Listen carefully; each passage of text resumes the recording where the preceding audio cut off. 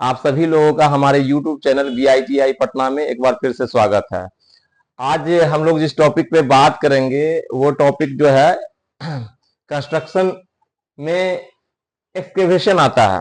Excavation का means होता है खुदाई। खुदाई क्या है इसके परिभाषा से हम लोग समझेंगे। एनी मैन मेड और कट मिशन डिगिंग। डिग मीन्स क्या होता है? खोदना। डिग से डिगिंग हो गया। एनी मैन मेड और cut mission digging on the surface of the ground is called excavation. कोई भी आदमी जमीन की सतह को बनाता है, काटता है, वह एक्सकेवेशन खुदाई कहलाता है। स्ट्रेंचिंग, जिसको नैरो एक्सकेवेशन बोलते हैं। टंग टंग एक्सकेवेशन क्या होता है? जिसकी चौड़ाई कम हो और गहराई बहुत ज्यादा हो। अब ये आगे दिया हुआ एक्सप्लेन किया हुआ है। वेयर द डेप्थ, जहां गहराई, where the depth is more, जहां गहराई ज्यादा हो, but width should not be more than 15 feet, लेकिन 15 फीट चौड़ाई 15 फीट से ज्यादा नहीं हो। ये फिगर बता के बनाने वाला है जिससे समझ में ज्यादा अच्छे से आता है।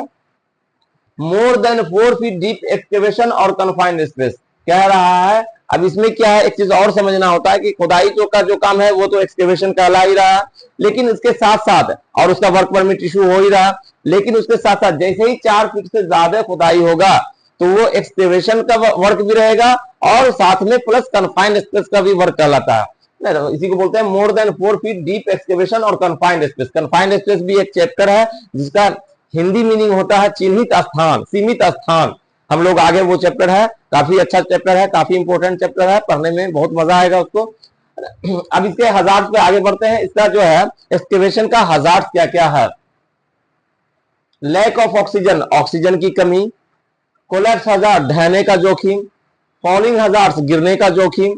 वाटर एक्यूमुलेशन, पानी प्राप्ति में जो होता है वो प्रॉब्लम होता है। जैसे जितना आसानी से सुविधा से जमीन पर काम कर चल रहा है तो ले लेते हैं काम करने के लिए, उस तरह से अगर जमीन के नीचे थोड़ा सा नीचे गहराई में जाने के बाद फिर उसको ऊपर से लाया जाता है तो उसमें भी एक्सीडेंट होने का चांसेस रहता है।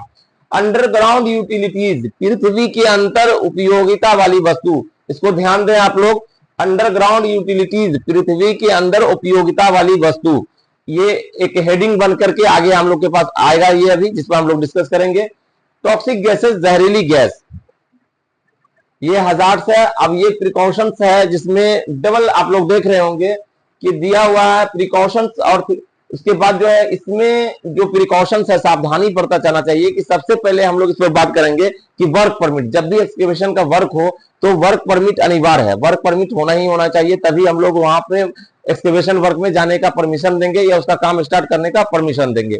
दूसरी बात है कि एक सेफ्टी ऑफिसर के तौर पर या एक सेफ्टी प्रोफेशनल के तौर पर हमेशा ये देखना चाहिए कि वो एरिया किस तरह का, कि हाईली फ्लेमेबल है, इनफ्लेमेबल है ना, वो किस तरह का टॉक्सिक एरिया है, गैस वाला एरिया है, किस तरह का वर्क है, काम वहां पर पहले से है अवेलेबल जहां पर एक्सकेवेशन का वर्क होगा। उससे क्या होगा, हमको और आपको ये समझने में आसानी होगा कि वहां पर हजार्ड्स और प्रिकॉशंस क्या है।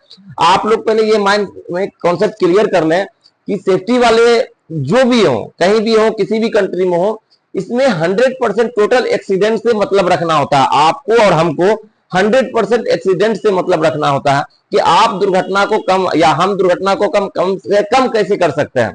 जितना ज्यादा दुर्घटना कम से कम होगा उतना आपके लिए और हमारे लिए अच्छा है। हमारी रिस्पॉन्सिबिलिटी भी यही है कि how can we will minimise the accident, हम लोग दुर्घटना को कम से कम कैसे करेंगे। तो ये जो हमारी जिम्मेदारी है, रिस्पॉन्सिबिलिटी है, जब तक आप अपने वर्क को और वो वर्क का लोकेशन कहां पर है उसको अच्छे से इंस्पेक्शन नहीं करेंगे, एज ए सेफ्टी अफसर हो, एज ए सेफ्टी इंजीनियर हो या एज ए सेफ्टी सुपरवाइजर हो, तब तक हमको और आपको ये समझ में नहीं आएगा कि उस जगह का क्या हजार्ड्स है और उस स्थान का क्या हजार्ड्स है, उस लोकेशन के स्थान का, और उसका क्या प्रिकॉशंस लिया जाना चाहिए। तो हमारी और आपकी जिम्मेदारी है, रिस्पॉन्सिबिलिटी है कि काम स्टार्ट होने से पहले जाके उस स्थान का निरीक्षण करें, इंस्पेक्शन करें कि वो स्थान किस टाइप का है। आइए चलते हैं, आगे बढ़ते हैं। प्रिकॉशन, कोलैप्स हजार्ड, ढहने का जो जोखिम है, केविंस भी ढहना होता है। शील्डिंग, रोकना, शोरिंग, किनारा, स्लोपिंग, ढाल, एंड स्टेप एंड बेंच भी होता है कदम रखने के लिए। आप लोग अक्सर देखते होंगे जब हमारे बिहार में मनाया जाता है छठ पूजा, तो छठ पूजा में घाट के किनारे जो है वो काफी स्लिपरी कंडीशन में रहता है, जिसमें एक्सीडेंट होने का चांसेस ज्यादा रहता है। तो छठ से जस्ट पहले, एक सप्ताह पहले, 4 दिन 5 दिन पहले, तो कुदाल के द्वारा एक सीढ़ीनुमा टाइप का बना दिया जाता है। उसी को हम लोग क्या बोलते हैं, स्टेप एंड बेंच। तो ये स्टेप एंड बेंच जो है एक्सकेवेशन में इस्तेमाल किया जाता है कि जहां पर उस तरह का ढलाव वाला एरिया हो या जहां पर फिसलने वाला एरिया हो, तो उस स्थान पर जो है स्टेप एंड बेंच को जो है यूज किया जाता है बना करके। आते हैं दूसरे, आगे बढ़ते हैं। बैरिकेडिंग, घेराबंदी। above 2 feet and material also 2 feet above we have to place। अब मान लीजिए जमीन के अंदर में खुदाई हो रही है और मिट्टी जो है कर्मचारी जो है जो निकाल के मजदूर जो है ठीक किनारे पर रख दे रहे हैं, कुछ देर के बाद फिर वही मिट्टी नीचे गिर रही है, आंख में गिर रही है, जिसकी वजह से एक सडनली गिरने के बाद हो सकता है वो एक्सीडेंट का कारण बन जाए। तो उस मिट्टी को कम से कम 2 फीट की दूरी पर रखना चाहिए। 3 टाइप्स ऑफ बार्केशन, यहाँ पर बैरिकेडिंग घेराबंदी आया, तो यहाँ पे कह रहा है कि घेराबंदी जो है वो 3 प्रकार के होते हैं। रेड का मीनिंग क्या होता है? डेंजर, यानी नहीं करना, रुक जाना है, नहीं करना। येलो मीन्स क्या होता है? कॉशन, बचाव, यानी इससे बचना है। और ये जो है रेड, यहाँ पर रेड एंड व्हाइट है।